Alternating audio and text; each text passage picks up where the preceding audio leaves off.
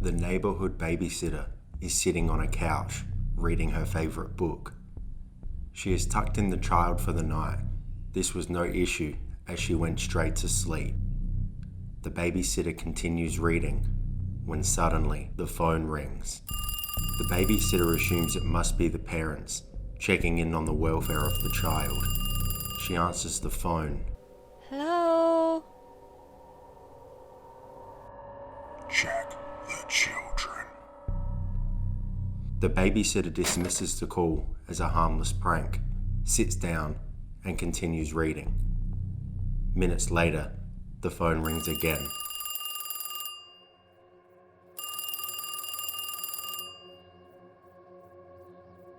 The babysitter answers.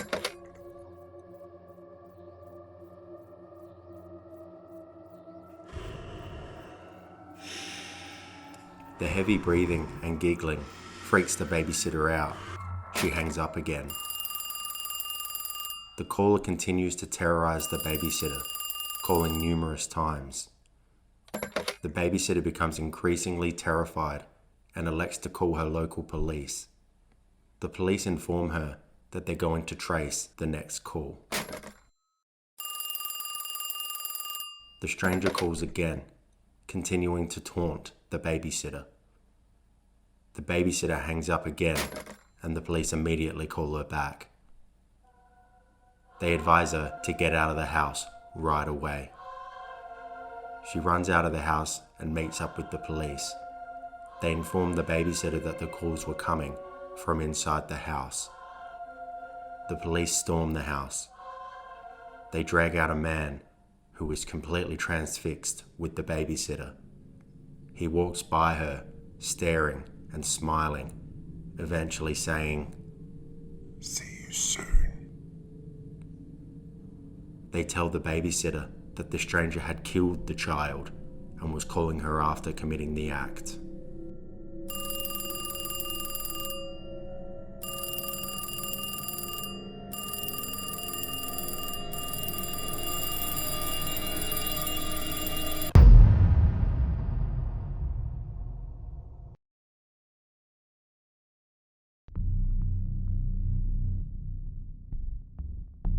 A woman is driving alone late at night. She looks in her rearview mirror and notices a car approaching her. She realizes this car is getting awfully close to her. Suddenly, the car starts flashing its high beams at her and continues tailgating. She looks in her mirror again and looks at the driver. A disheveled man is going crazy, gesturing at her to pull over. Scared of the overall appearance of the man, the woman ignores him and continues driving. The car eventually pulls away. The woman arrives home and turns her car off. Immediately, she notices a man sitting in her back seat, smiling ominously. It suddenly dawns on her, the man following her earlier wasn't trying to harm her. He was trying to warn her. Each time the man in the back seat would try to attack the woman, the man in the car would flash his high beams, causing him to duck back down. But the man in the car is not there to help her anymore.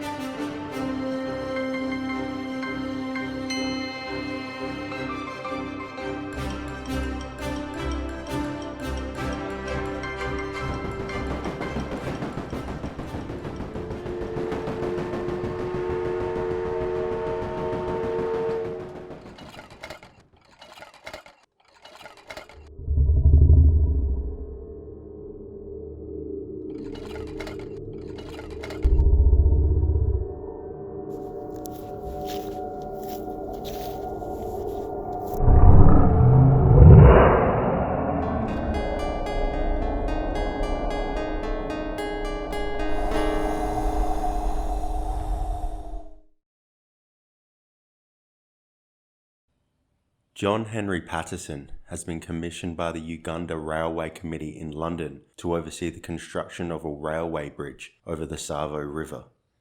Tsavo is 132 miles from the coast of what is now Kenya, located in East Africa. Upon his arrival, Patterson had heard stories of man-eating lions attacking civilians and railway workers. There was one story of an Indian trader who was riding along with his donkey when a lion sprang out on him, knocking him and the donkey to the ground. The donkey was badly wounded, and the lion was just about to seize the trader when, in a twist of fate, his paws got tangled in a rope which had 2 tins that were originally strung across the donkey's neck.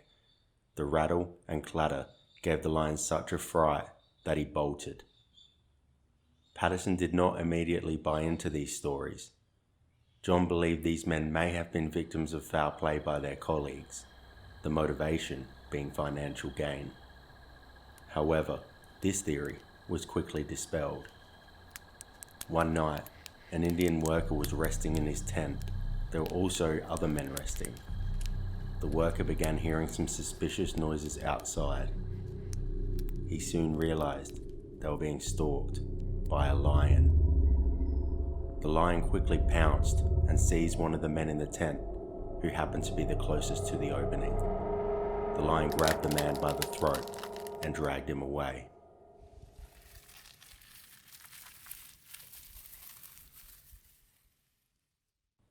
The next morning, Patterson investigated the area and concluded that a lion was the most likely culprit. It is the custom of a lion to tear the flesh as well as licking the skin off so as to get to the fresh blood. This lion was no different with his victims. Only the head was left intact, apart from the tusks from the lion which was used to carry him off. Patterson would soon realize that there were not one, but 2 man-eating lions. At first, they were not always successful in their attempts to carry off a victim. As time went on, they stopped at nothing and braved any danger to obtain their favorite food. Their methods became so unreal and their man-stalking so well-timed and certain of success that the workmen didn't believe they were real animals, but devils in lion shape. All the workers in Tsavo began building giant bomas around their camps in a bid to block the lions from attacking them. This would not always keep them out. The lions, as a rule, would only have one of them make the attack, while the other waited on the outside for their meal.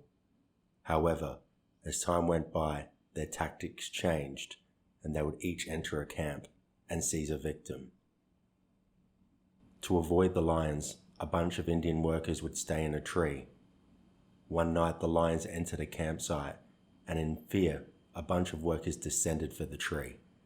The extra weight actually made the tree fall to the ground, taking all of the terrified workers with them.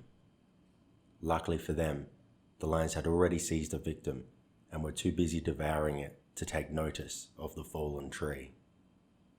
Patterson decided it was time to make a trap in a bid to lure the lions and end their reign of terror. He constructed what is best described as a container, which was split into 2 parts. One part was for a worker to remain with a weapon. The other part was the trap for the lion. The worker would be safe on their side of the container. If the lion was to enter from the other side, his weight would trigger a spring, which would lead to a door closing, locking the lion in and giving the worker a clear shot to kill.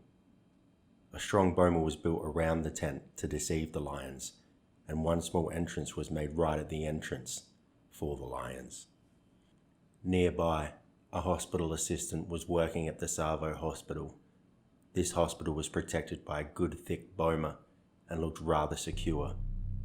The assistant heard an odd noise and opened their tent to see what it was.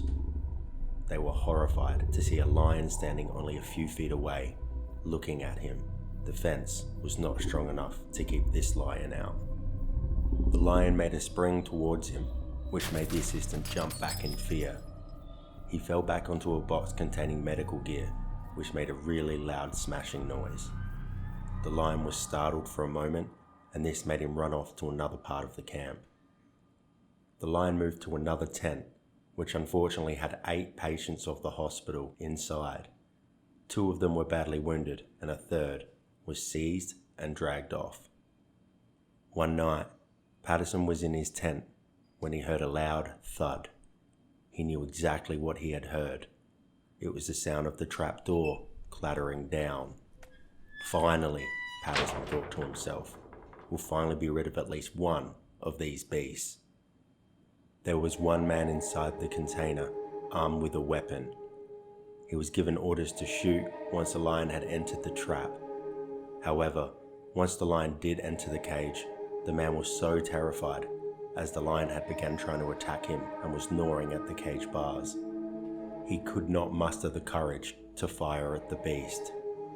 Eventually, he summoned the courage and started firing with a vengeance. However, instead of hitting their target, he succeeded in blowing away one of the cage bars, which created an opening which the lion took full advantage, disappearing into the night. In December 1898, the lions brought work on the bridge to a complete standstill for 3 weeks.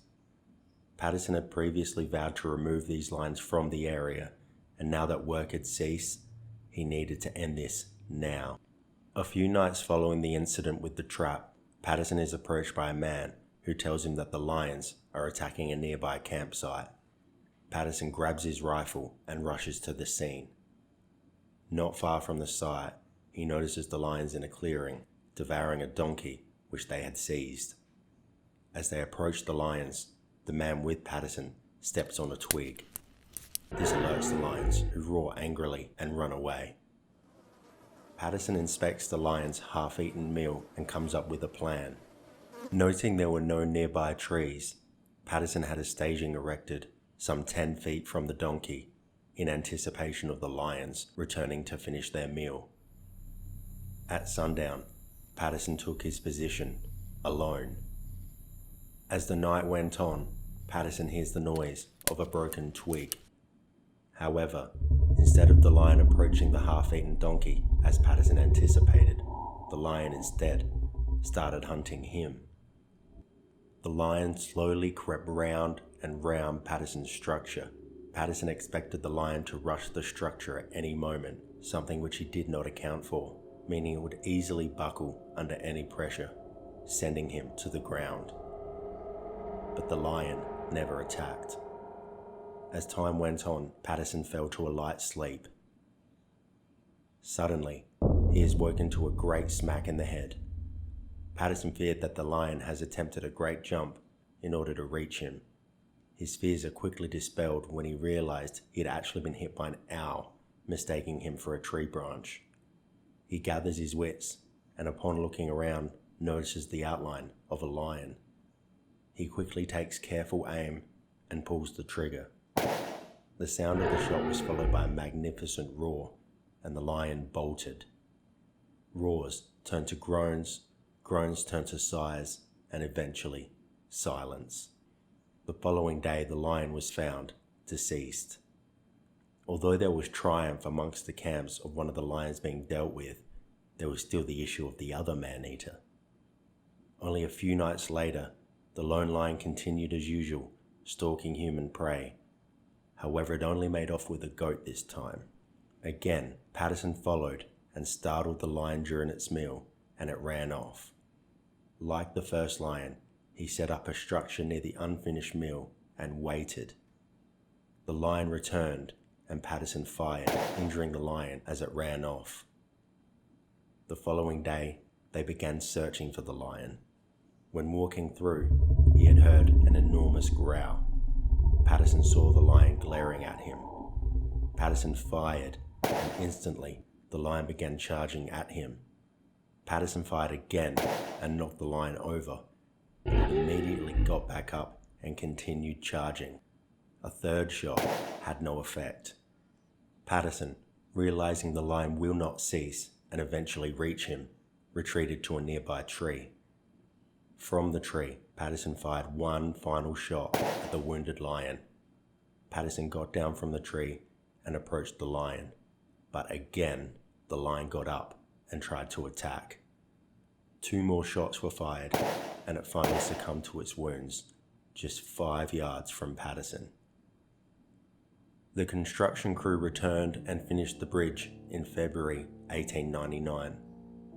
The official death toll stood at 28, all Indian workers. Patterson gave several figures, overall claiming that there were 135 victims, which included African civilians. The exact number of people killed by the lions is unclear. There are several theories for the man-eating behaviours of the lions. This includes a possible outbreak of cattle plague in 1898, which devastated the lions' usual prey, forcing them to find alternative food sources. The Tsavo lions may have been accustomed to finding dead humans at the Tsavo River crossing. An alternative argument indicates that the first lion had a severely damaged tooth that would have compromised its ability to kill natural prey. However, this theory has been generally disregarded by the general public and Colonel Patterson himself. He personally disclaimed it, saying that he damaged that tooth with his rifle while the lion charged him one night, prompting it to flee. Studies indicate the lions ate humans as a supplement to other food, not as a last resort.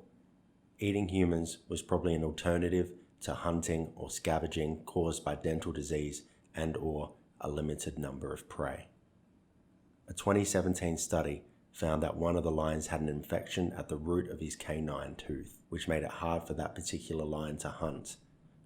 Lions normally use their jaws to grab prey like zebras and wildebeest and suffocate them.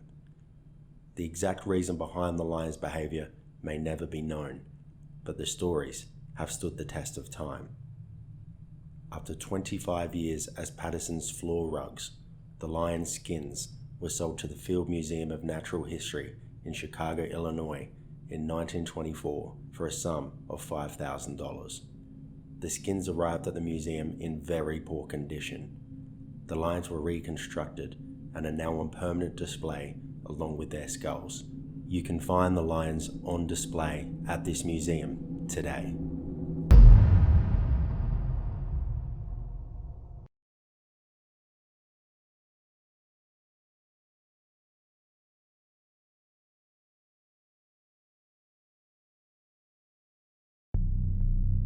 January 28, 2000. It was a cold winter's night in Saskatchewan, Canada. 2 police officers picked up an intoxicated man named Daryl Knight. The police found Daryl at a party where an argument broke out and he was found shouting obscenities. Instead of taking him to the drunk tank to sleep it off, as Daryl expected, the police drove Daryl out of town. In sub-zero temperatures, the police stopped in an isolated spot. They dragged Daryl out, slammed his face on the front of the car, removed his handcuffs, and got back into the car without him. As the police were about to drive off, Daryl yelled, "I'll freeze out here. What's wrong with you guys?" Daryl hears one of the policemen respond, "That's your problem."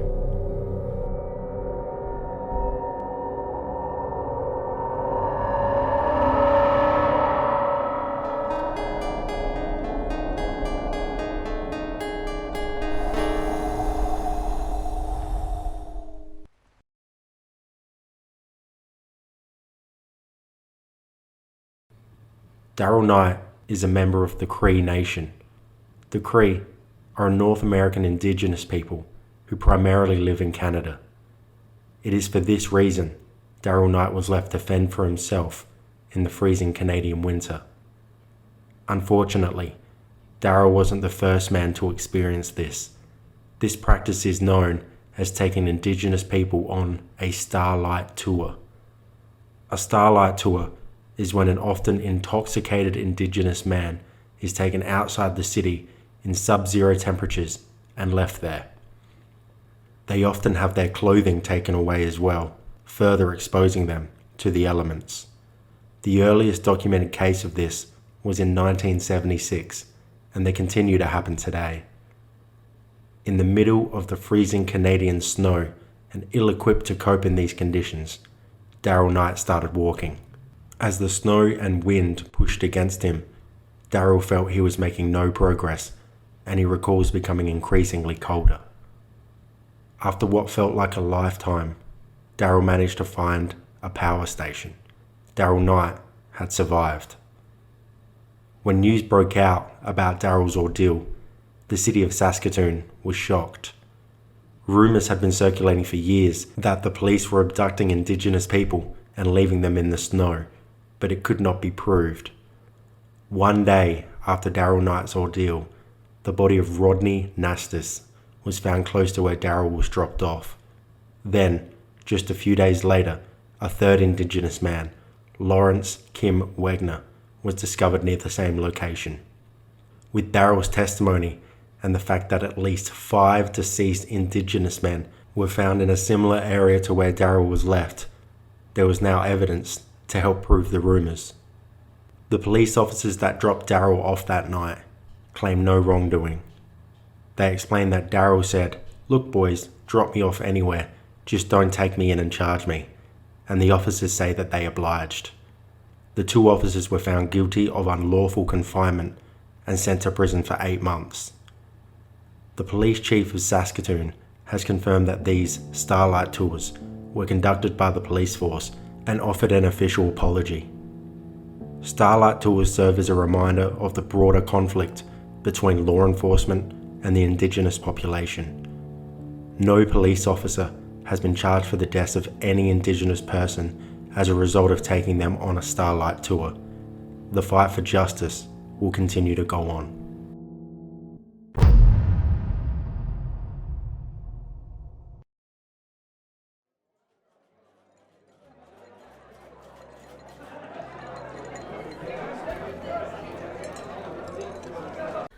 But when the wind blows and I feel the world pushing, my shelter will fall. I'll see the dark clouds. I'll see the dark clouds.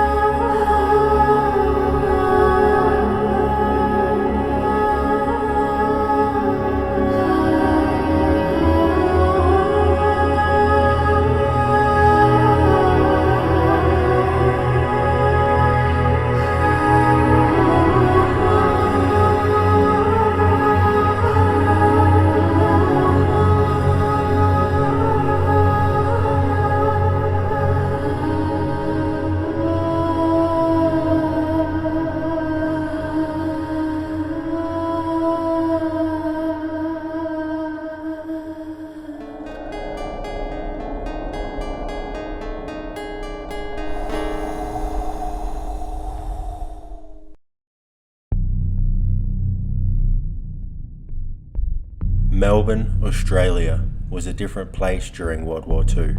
Between 1941 to 1945, nearly 1 million American soldiers would pass through Australia. Many soldiers would be stationed in Melbourne. Australia was under threat of invasion by the Empire of Japan. There was a fear of Melbourne being bombed. This fear was heightened when the Japanese bombed Darwin, killing 243 people. The lights of some Australian cities can be seen from as far as 50 miles. To try to limit the city being easily spotted by Japanese planes, the Melbourne government implemented what was called a brownout. This brownout meant that only 1 street light in 4 was lit, and the lights that were on were dimmed to at least 50%. Though the lights were out, Melbourne's night scene was teeming with life. By April 1942, some 30,000 American service personnel were stationed in Melbourne. However, danger was lurking within these dimly lit streets. On the 3rd of May, 1942, 40-year-old Ivy Violet McLeod was found in Albert Park, Melbourne. She had been beaten and strangled. 6 days later, 31-year-old Pauline Thompson was strangled after a night out. She was last seen in the company of a young man who was described as having an American accent. These murders shocked the city of Melbourne, and the unknown assailant was quickly dubbed the Brownout Strangler. May 18, 1942. 15 days had passed since the first murder. A woman is walking along a quiet, dimly lit city street. Suddenly, a man approaches her. He is out of breath and covered with mud.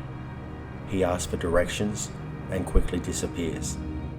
The woman goes about her business, thinking nothing of the situation. The next day, she hears the news that the Brownout Strangler has struck yet again.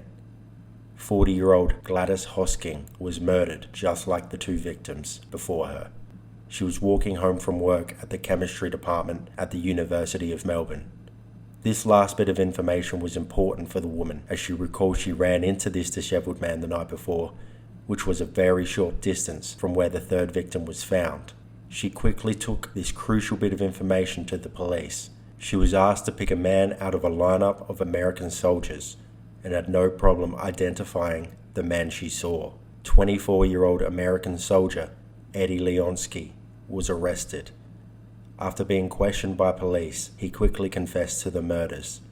He was charged for the murders of Ivy Violet McLeod, Pauline Thompson, and Gladys Hosking. The Brownout Strangler was apprehended.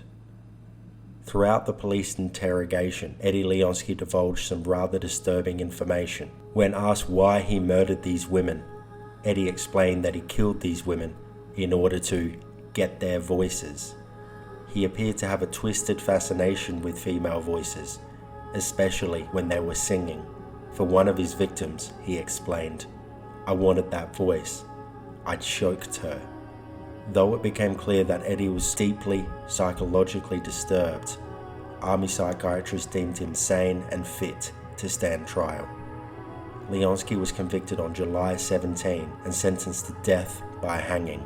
He remains the first and only foreign citizen to have been tried and sentenced to death in Australia under the law of his own country. The brownout lasted for 18 months, ending in July 1943. The lights of Melbourne were shining once again as the city emerged to face a vastly different world.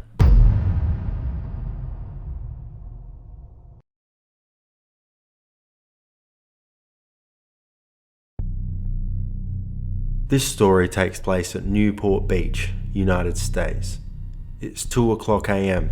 and a safe, gated community is dead silent.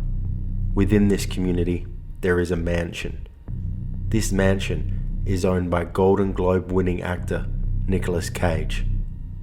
Cage is fast asleep, resting to be ready for another day of working on the set of his next film.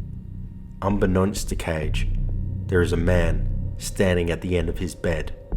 This man has silently entered the actor's premises, slipped on one of his leather jackets, and helped himself to a chocolate fudgesicle from the freezer. The man stands ominously at the end of Cage's bed. Eventually, Cage stirs and notices the man. Eating the fudgesicle, he notices he is wearing nothing but his own leather jacket. Cage's concern switches instantly to his young son, who is sleeping in the next room.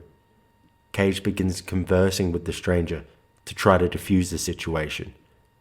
Cage uses what he self-described as verbal judo to convince the stranger to leave his premises. After convincing the man to leave, he immediately called the security team that operates within the gated community.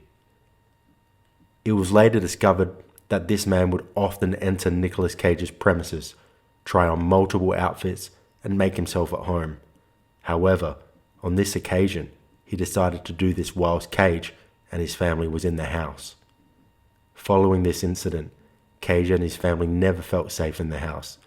He would eventually sell his house in Newport Beach and move on. In the end, Cage decided not to press charges as it came to light that the stranger was suffering from serious psychological issues. Although looking back, Cage admits the situation sounds comical. He explains that at the time, it was a terrifying experience. To wake up and find a complete stranger standing at the end of your bed is enough to bring anybody eternal nightmares.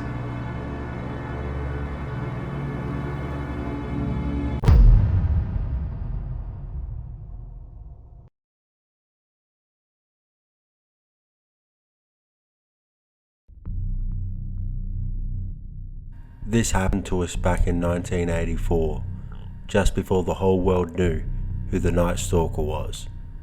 I was in elementary at the time and lived at home with my parents and siblings. Back in those days, my parent, aunts and uncles would all meet at my parents' house for either a Friday or a Saturday night get-together. Most of the times, the parents would all go out and leave our kids at home.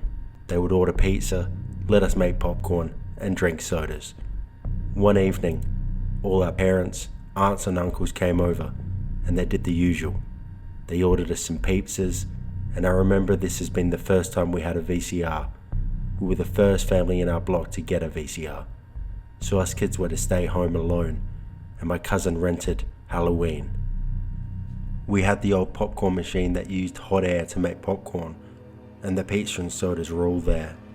As the night went on, our older cousins played tricks on us. Typical things to scare us younger kids when we were sitting in the dark, watching a scary movie, munching on popcorn. It was getting late, and it wasn't unusual for our parents to return home way past midnight until at least 1, 2 a.m. in the morning. My sister was sitting up against a sliding glass door. My sister was just behind me, and I don't remember exactly the details that led up to this, but all of a sudden, she let out the loudest scream. We all jumped up, and of course we thought she did that to scare us all, but she was shaking and in tears. My female cousins jumped up and went over to her and got out of her that there was a man outside trying to get in. My older brother says, "Let's run across the street." Our neighbor was a sheriff deputy. I remember crossing our neighborhood street like if someone was after us. We banged on the door saying we need help. His wife answered the door and let us in, and then he came out of his bedroom. He also grabbed his big flashlight and gun and told his wife to call the station. We stayed with her while he went to our house, and by that time, the police had arrived. Sure enough, there was evidence that someone had jumped our brick wall fence, and there were tool marks on the sliding glass door. They asked my sister to describe the man, and she said he was dark, tall, curly hair, skinny, and dressed all in black. The police said he was probably some random bum just trying to get some quick cash. Fast forward to that summer, and the summer from hell, when Los Angeles was in a heat wave, and it was the summer of the Night Stalker. He ended up killing a neighbor of my mum's friend from our church. To this day, I wonder if it was the Night Stalker who tried to break into our house.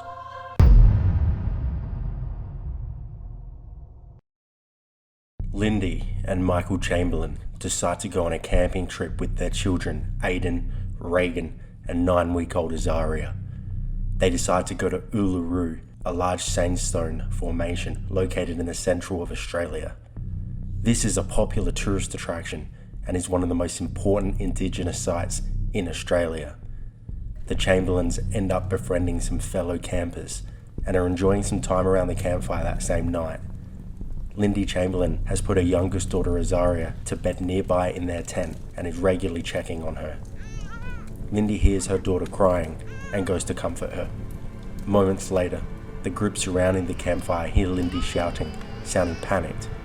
Lindy shouts, my God, the dingoes got my baby."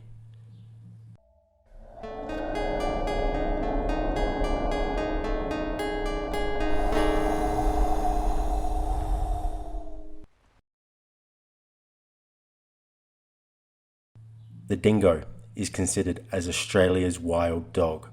The medium-sized canine has been roaming Australia for thousands of years and can be located all across the country apart from Tasmania.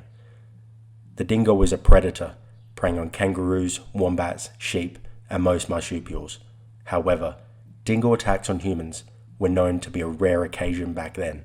Generally, dingoes try to avoid human interaction. According to Lindy, she opened the tent to check on Azaria, only to find her missing. She then notices blood inside the tent and also saw a wild dingo running away. As hours passed, an extensive search was made, but Azaria was nowhere to be found. They did, however, find Azaria's jumpsuit located a few kilometers from the tent and covered in blood. However, her jacket was still missing. This became a sensational case in Australia due to the rare circumstances. Due to the narrative that dingoes are generally docile creatures who are too frightened to even approach humans, Azaria's parents, Lindy and Michael, were starting to be seen as suspects. The Australian public felt Lindy was not mourning the way a mother should, and she came across as cold and distant. Despite all witnesses claiming to believe the Chamberlain's story, Lindy was convicted of murder on October 29, 1982, and given life imprisonment. Her husband, Michael, was found guilty as an accessory after the fact, but was given a suspended sentence and served no jail time.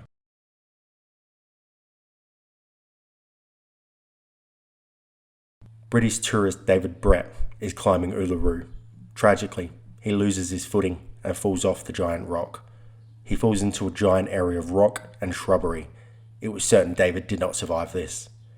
Due to the difficulties of the location, it took authorities 8 days to retrieve David's body, which unfortunately had been ravaged by the dingoes. In an unexpected turn of events, whilst looking for David Brett's remains, authorities found Azaria Chamberlain's missing jacket. This jacket was found in an area full of dingo lairs, which supported Lindy's claim of what really happened to her daughter. Following these events, Lindy Chamberlain was immediately released from jail. 2 years following, the Chamberlains received $1.3 million compensation for wrongful imprisonment, a sum that covered less than 1/3 of their legal expenses. Following this very publicised case, proven cases of dingo attacks on humans became more widely known, particularly on Fraser Island, located in Queensland, which is largely inhabited by dingoes. There have been reported 400 documented dingo attacks on this island, proving that the case of Azaria Chamberlain was almost certainly a story where she was tragically taken away by a wild dingo.